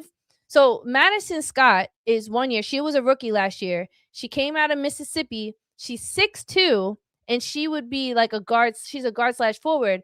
If they extended a reserve contract to her, there's a chance that they might be prepping her to replace Sug. There's a chance. You still got Georgia Amore. I don't know if she has what it takes to be a starting point guard, but they still have her. So, and no to Lucy Olsen. Like, we need someone who's gonna do the nitty gritty stuff and really full like Sug. So I'm interested to see if Madison Scott can step into that. And because Sonya is tall, Sonya is 6'1". And if you have, and Sug is short. Sorry to Sug, but she's not the tallest in the barn. So if you got a 6'2" starting point guard, and then you got Sonya 6'1" starting guard, that duo alone, this Mystics team is ready to be huge. With Shakira and Kiki, Sonya, and Madison, that's nasty. Georgia Moore could come off the bench, throw in a JC Sheldon to hit some threes. I ain't mad at it at all. So I like seeing that extension. Let me keep going. Now, Atlanta Dream extended a core qualifying offer to Alicia Gray, and I think Alicia's going to take it. Why not? they just got in the Dream must got some money to work with. If they're extending to Alicia, they got Angel, they got rid of some picks, which I actually love because what it's telling me is that the Dream are like, we believe in our team. We just need it. That's why people be like, why do you hate Brittany Griner? Bro, they had Brittany Griner and Brianna Jones and they still lost. That's why I'm getting loud, because that's why I don't like Brittany Griner. You should have been helped them win. Why is it that they have to trade off 3 picks to get Angel Reese on the team? Does that make sense? Like, I mean, shout out to Angel Reese. Shout out to the Dream. This is nothing to do with Angel. So Angel fans, calm down. But the point I'm trying to make is, why does Brittany Griner, and then I see Brittany Griner talking about, oh, I'm excited. Bro, you had Brianna Jones, who in my opinion played better than Angel. Brianna Jones was player of the month at one point for y'all. She did so much. She was efficient in the paint. She was a elite rim protector, shot blocker. A lot of games were won because you had Brianna Jones. So why do they have to bring in a third front court option? Because Brittany Griner cannot get it done. And people wonder why I don't like Brittany Griner. This is why. But anyway, if they have Ryan Howard, Jordan Canada, Naz Hillman, Alicia Gray, Brianna Jones, and Angel Reese, that's nasty. They got rid of Maya Caldwell, so they're like, you know what? We have enough. And did I say Jordan Canada? We have our backcourt set. We have our front court set. We're going to invest in our core. That's what the Atlanta Dream did. They're like, we got a couple more years with our core. We're okay with it. But if they extended a core qualifying to Alicia, you know what that means? She has 1 year left on this team to really make something shake. That's what that means. Also, with these max contracts, it says a lot for these owners, where it's like, we might have a short amount of time to make it work with certain players, and then we gotta cycle them out and maybe get newer people on our team that we don't have to kick out as much money to. So we're really going to see the strategy of the front office change over the years as the WNBA grows. They need their profits to expand so that you can see maybe more than just core extended offers for these veterans. But you're gonna see a whole dynamic in how they navigate this, the salary cap increases. It's gonna come down to, yes, they got to put more butts in the seats, they got to make more money, but notice it's gonna shift the continuity in the league. The continuity might not be as high as it's been in the previous years, because they're not going to be able to afford guards as they move from a reserved to a restricted to a core offer, like the tiers of offers. Like, you're going to see that change. And I think that's going to impact lineups. It's going to impact decisions that they make on picks. These are the things that we don't think about when they make big decisions like that, the ripple effect and the outcomes that happen when more money's involved. So, gonna be very, very interesting. Let me keep going. The Phoenix Mercury extended an offer to Natasha Mack, Monique Akumakani, which is cool. Yep. Okay. That was just from the 3 days. Let me double check that Rickea Jackson thing, and then we'll talk a little bit about the draft.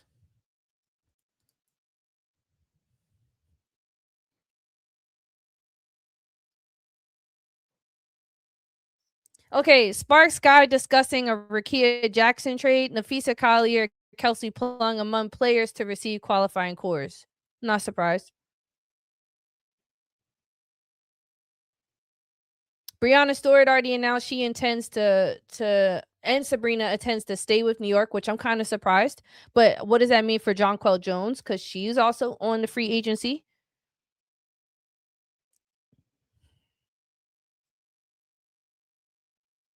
So they're talking about it. They haven't really pulled the trigger. They're just talking about it. So it's a possibility. An 8-year veteran, Ariel Atkins, spent her entire career in Washington before landing at the Sky. So they could trade Ariel Atkins for Rickea Jackson, which is kind of like a Michael Porter Jr. and Cameron Johnson trade. Not all the way the same, but kind of similar. Like, we're talking about two people who do the exact same things for their team. I think Rickea in a 1-on-1 could beat Ariel, absolutely. But Ariel it would be a very good matchup. But if they were to swap like that, I actually love that, because I think Ariel is a no nonsense. So is Nakia, but she's no nonsense, and I think she hopefully can keep Kelsey Plum in check, because I think Ariel has more what it takes to be a number one option than Rakia right now, just based on her. Isn't that interesting? I'm saying Rakia could beat Ariel 1-on-1, but to be a number one option and be make big shots down the line on a team that's actually decent, I would think Ariel could get it done a little more than Rakia, but they're pretty much equal in their play. So if that's the case, that's kind of tough. Not gonna lie. Nothing's finalized, but they expect to announce it by Saturday. Okay, that's what's up. Last thing I'm gonna look at, like I said, is the draft. Let's look at the draft board. First round pick number 1 goes to the Dallas Wings, and then the Minnesota Lynx get number 2, the Storm get number 3, Mystics number 4, Chicago Sky number 5. Before I go down even lower about who gets what, I think the Dallas Wings are going to try to get a big, one more big, or at least another guard slash forward, somebody that can do a little bit of both. And then for the Minnesota Lynx, I think they're going to get a guard or a big too. It could go either way, but more towards a guard. Especially if they lost Bridget Carlton, they're gonna want to replace her in some type of capacity. But this is actually excited for me for them losing Bridget Carlton. You know who I'm really excited for? Um, I'm super excited for. I think she's one of my favorite players too. Hold on. I'm excited for light skin shorty. Kayla.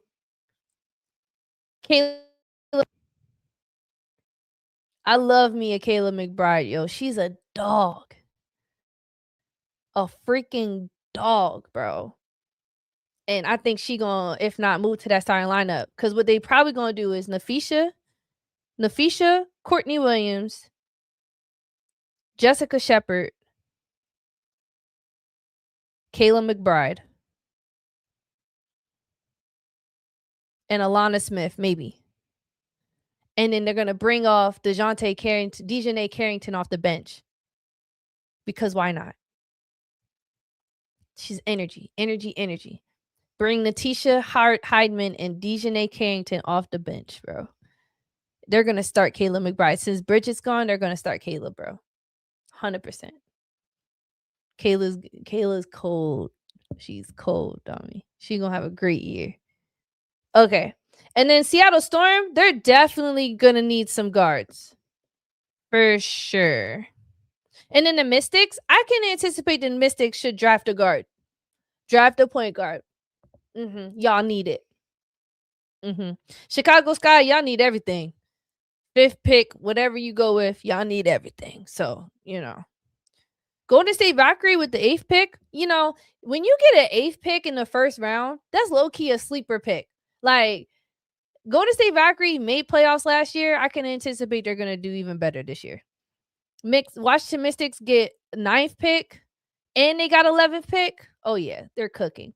The Indiana Fever, I'm not even going to talk about them right now.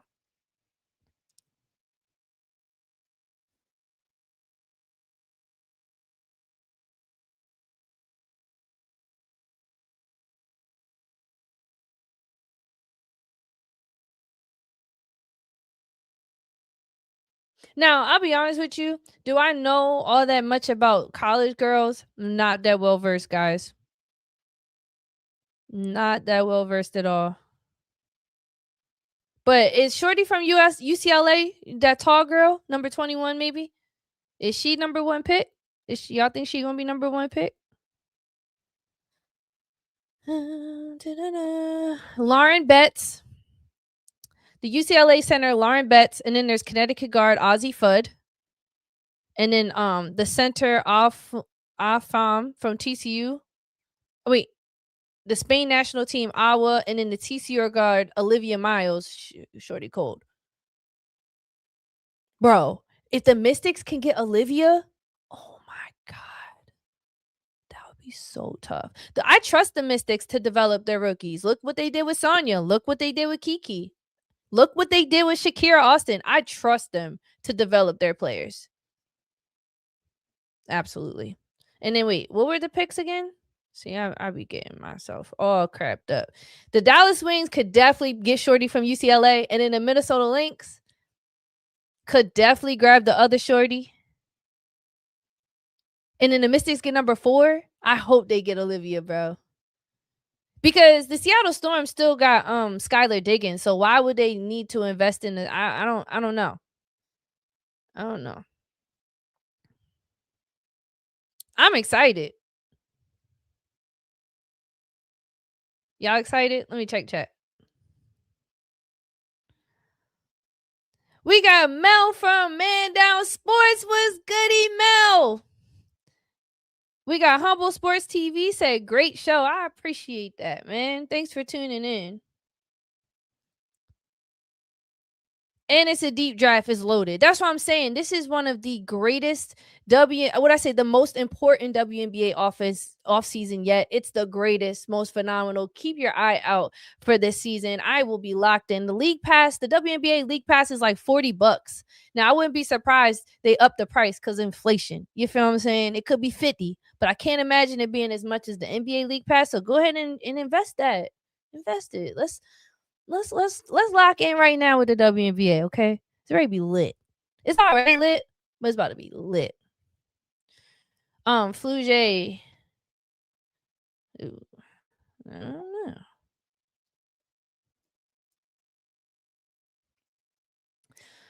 Flugé Johnson from Duke.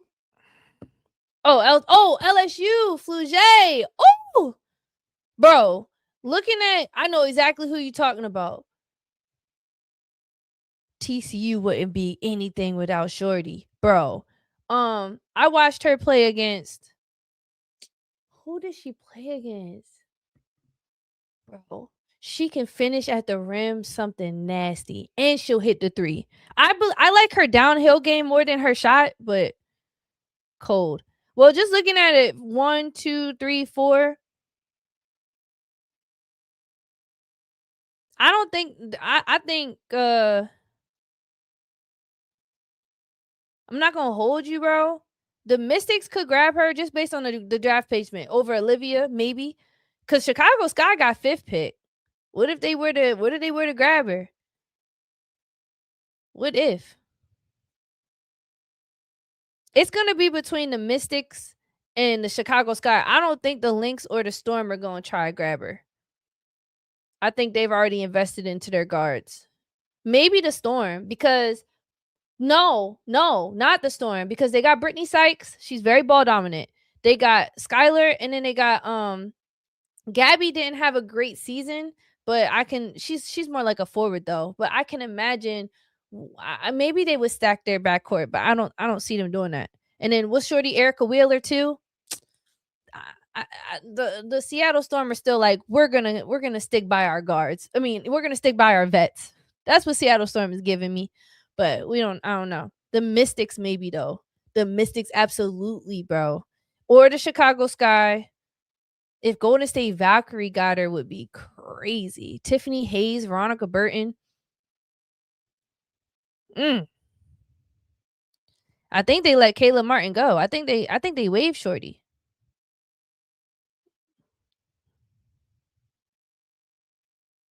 The Toronto Temple or Portland Fire, 6 and 7 pick, they could scoop her up too. Chicago Sky could definitely scoop her. It's gonna be tough. I'm excited. You said I think Chicago. No, they did, but no, they traded some of their picks, but they still got. Oh damn, they still got 6 pick in the first round. So based on the website, but yeah. I appreciate everyone for tuning in. This has been a phenomenal show. It's been a long time since I went to almost 2 hours. Like, it really does feel like my earlier days, and I'm just grateful to be here talking basketball with y'all. There's a lot of good NBA games on again tonight because it's the final week, final push in the playoffs. Notably, the Knicks and the Celtics play tonight at 7:30. What's another notable game? The Lakers and Golden State play tonight. I think that's a big deal, despite the Lakers not having Luka or Austin Reeves, I think we still need to pay attention and see what LeBron, JJ Redick, and then we're gonna do. Philly and Houston play tonight, and since Houston's on a 7-game win streak and Philly has all of their stars back, I anticipate this being one of the best games tonight. So my eyes are on the Boston, New York, Philly, Houston first and foremost, and then I'll peep the Los Angeles and Golden State. And then also Miami and Toronto. That's something to look out for because, like I said, the East, the seeding are very close. All these guys are playing for seeding, while the West is playing for like contender/pretender. Like, you know what I mean? Like the West is more so playing for let's work these last kinks out before we head to playoffs. Whether the East is like we're battling for seeding. So it's a huge amount of games on tomorrow night. Make sure you go to Man Down Sports. I put the link in the description. Head over there. I'll be going live on my channel too, but we do a full panel Friday, so I'll be live again tomorrow, but it will be on the Man Down platform essentially, but it'll be streamed live on my show, and we're definitely probably going to talk about Detroit versus Charlotte game. I'm not sure what we're specifically talking about, but knowing the squad, we're definitely going to talk about the Pistons at least. Tomorrow night, the Pistons and Charlotte play against each other. Cleveland and Atlanta have their rematch from this week. I want to see Toronto and New York because right now that's where they sit for the playoff picture. And then I want to see Denver and OKC. Crazy. And then maybe that LA Clippers Portland game. Oh, Minnesota Houston. Woo! It's gonna be spicy. We got a spicy week remaining, guys. All right. Appreciate you for tuning in. If you haven't already, make sure you subscribe. Join this community. I've been way more consistent with posting, and I'm not letting up. Foot on gas, foot on next. I'm so excited. And then shout out to everyone who participated in the chat tonight. I appreciate your engagement. I love it when y'all comment. Even if you don't agree with what I say, comment. This is what we all love the game. Let's talk about it. Basketball taught me how to love, so I made a channel about it. And as always, if you know bull, you know ball. All right, till next time.